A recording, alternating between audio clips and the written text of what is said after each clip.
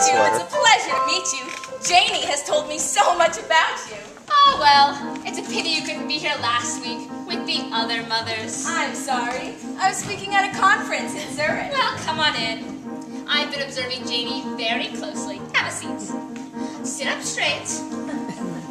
Now, she's a very bright girl, Mrs. Johnson. She works beyond potential, a model for her peers, exploring at a level that is way beyond her years. And I'm sorry, but it's getting on my nerves. I'm sorry? She's a difficult girl, Mrs. Johnson. She helps the other children. Lord knows where that may lead. And I've learned that when my back is turned, she's teaching them to read. I'm to say the least dismayed. What does she think this is? 3rd grade? She's independent, she's assertive, she's always self-assured. Now I don't know where she's getting that, but it's not to be ignored.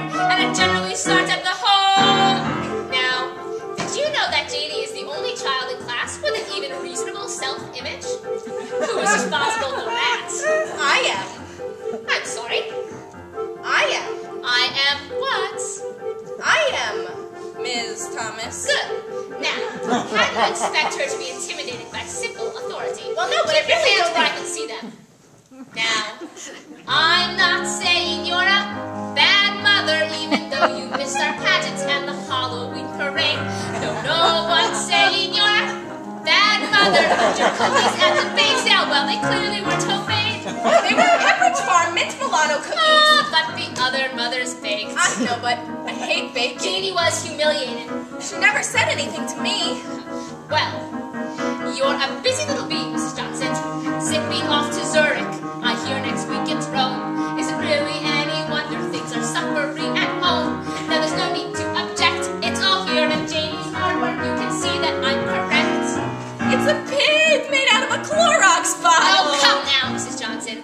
There are domestic problems written all over this pig. I know what you're talking about. I've taken psychology courses. Oh, no, if you have something to say, raise your hands. Now, no one wants to be a bad mother. And I think we can do better if we just make up our minds, because we all know what happens to a bad mother. And there's every indication that this suits your situation. Here is my evaluation. Take it home and have it signed. I am so glad you come and talk to me today, Mrs. Johnson.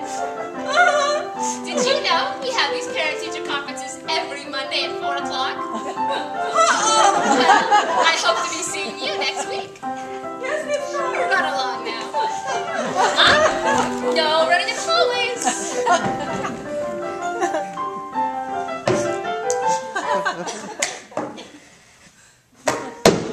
Welcome to kindergarten, Mrs. Johnson.